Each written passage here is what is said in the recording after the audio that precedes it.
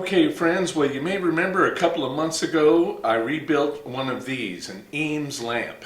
And I'll leave a card up in the corner in case you didn't see that video. Today, we're going to rebuild this Eames lamp, but I'm also going to do something that people are going to get angry about, is I'm going to convert it from a table lamp to a floor lamp. And that's going to involve destroying it first, but then reassembling it. I know I'm probably going to get some anger from the audience out of that, but hey, that's life. I need a floor lamp and I want it to match my Eames table lamp. So that's today's project. Just like we did before, we'll start by drilling out the rivets.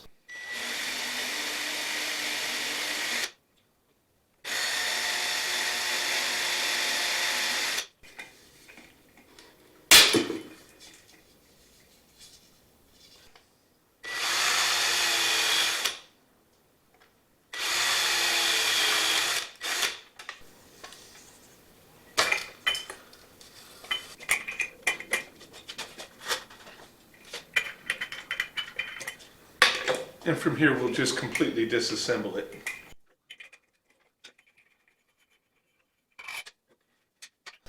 Now I'm going to set this wood aside because I don't want it getting damaged.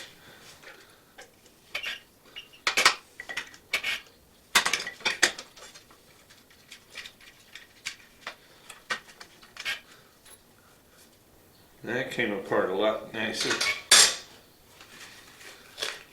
I don't know if you remember the last time, but I had to grind the nuts because they had rusted so badly.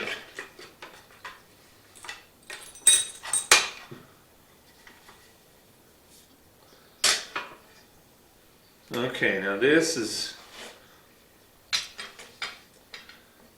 interesting.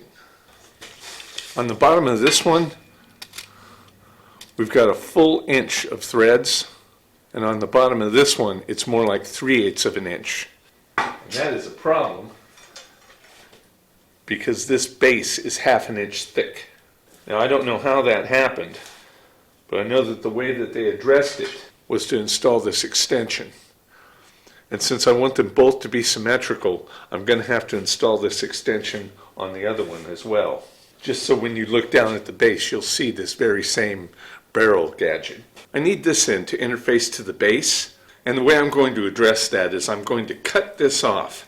There's just enough space that I can get a nice clean cut right there, and then I'm going to plug in a extension tube, and I'm going to do that on both of these. And this is where I expect the flame to start because an Eames lamp is a collector's item, but hey, like I said, this is mine. I want a floor lamp to match my other table lamp. And I'm using this cheesy little tubing cutter because the only other cutter of this type that I have is made for pipe, and it's gigantic.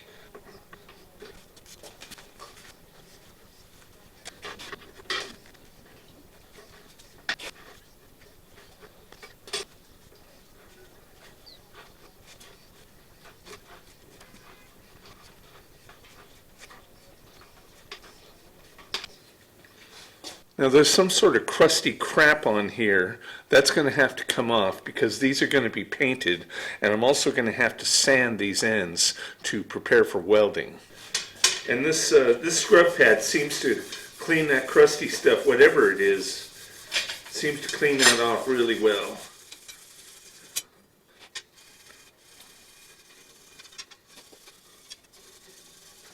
The bulk of it came off, but it looks like some sort of residue is still there. I think I'm going to have to hit this with sandpaper to prep it. Something I like to point out, when you fold a sheet of sandpaper into quarters, and I learned this from Luso's Ed over at Tips from a Shipwright. I'll leave a link to his channel in the corner. You quarter it, and then you split one side, and then you fold it. And in this way, you never have two abrasive faces touching one another. Now, I don't know what happened to the footage of the welding that I did when I attached these two extension tubes into the original tubes, but here I am using the belt sander to grind it down smooth so you cannot see the weld.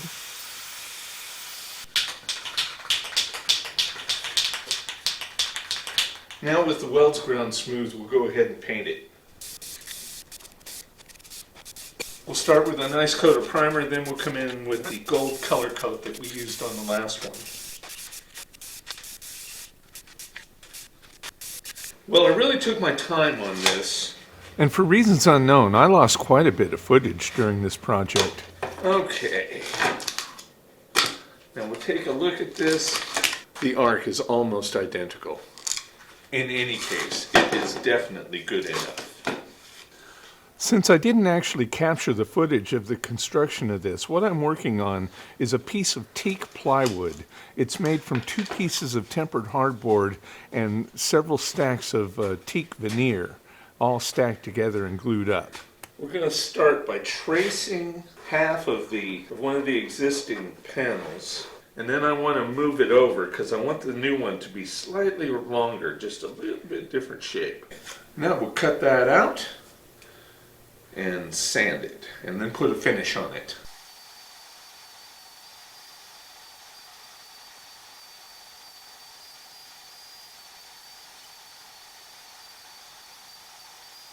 Okay, so here it is roughed in. Now we'll take it over to the belt sander and sand up to the line. It's not a bad facsimile. I think it's pretty good. The grain is right. This is teak. It's gonna turn out nice. Now the next step is to use this Restore Finish compound to refresh this wood. It worked really well on the last one. I love modern technology. It makes stuff so easy. Back in the olden days, we'd have had to sand this down and start from scratch. But look at that. That is looking good. Now let's see how it works on this unfinished veneer that I did. Here's hoping.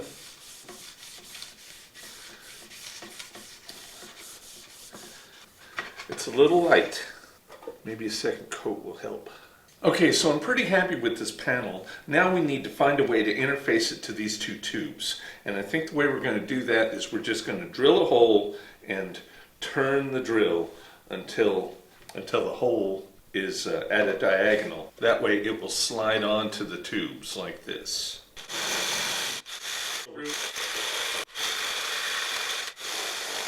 Okay, that's off to a good start, but I want a more pronounced angle. So here we are. We have it all mocked up. It's looking pretty good. Now one thing that I want to do, and this is why I'm doing this right now, I want to drill holes for the rivets before I run the wire through. Then we'll run the wire through, then we'll install the rivets. See, I do not want to drill into the wire. Now this is a really good example of what not to do. You should never drill towards your hand. I mean, if the drill bit slipped off, it could easily poke my hand. Now to keep that in place, we'll pop the rivet in, and that'll maintain the location, and align all this, and drill for the other rivet. Okay, so I got the wires fished, I got the panels riveted on. Now we'll install the hardware. And one of the best ways to screw a socket in is to put a light bulb on it, so I'm going to go get a light bulb. There's a little socket in here, and it screws onto a bit of threaded tube that protrudes down into this housing. Now, we're going to use this light bulb as our handle to screw it on. But if we just start right here, screwing it on will twist the wire. So what we do is apply some anti-twist before. Then when we screw it on, it will straighten back out. Okay, now with the sockets installed, we are ready to wire up the power. This thing's almost done. Now, as I said in the last lamp video, here in the United States, if you're looking at a properly oriented wall outlet, the blade on the left is larger than the blade on the right, and that indicates that the blade on the left is the neutral. Now, this plug is not polarized. Both blades are the same length, but it is a right angle plug, and when this is plugged into the wall, the wire should hang straight down. So I'm going to designate the left blade as the neutral. And this wire, I don't know if you can see it on the camera, but it's got a texture, a line on one conductor. I'm going to also designate that as the neutral. Now I think a 6-foot cord should be plenty long enough, so that's what I've given it. Luckily we left plenty of extra wire here. Now we can trim off the excess. Yeah, so you run your wire through there and you tie an overhand knot in it. And an overhand knot is basically the most simple knot that you can have. And the reason you do that is so the cord cannot be pulled out. Then we come along here, find our striped conductor again, is our neutral. And then we find the striped conductor on the cords running up to the lamp sockets. And actually, it doesn't really matter once you get to this point. The main thing is you want the hot going through the switch. That's the main thing. But, you know, keeping it consistent is a good thing. So here we tie all our neutrals together. And by some stroke of luck, I was able to find the exact same shade covers that I used on the other project. In fact, that's the shade covers actually dictated the direction of the project.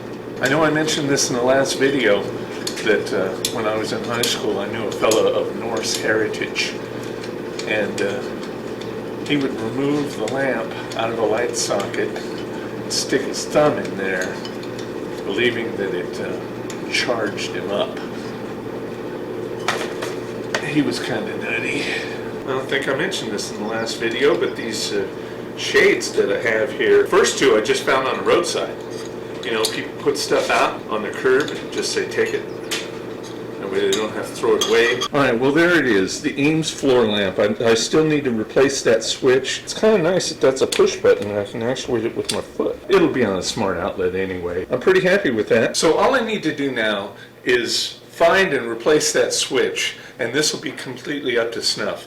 I could actually just hardwire it because it's going to be on a smart switch, and I really only want both of these lamps on at once. I think I'll do that because I got a feeling that switch is going to be difficult to find. I'm going to hardwire it, and then we'll go in and put it on a smart switch in the house. Anyway, I'm happy to answer any questions in the doobly-doo below, so please like, comment, share, and subscribe. Click up here to see my last video. Click over here to see something of mine that YouTube thinks you'll like, and have a good one.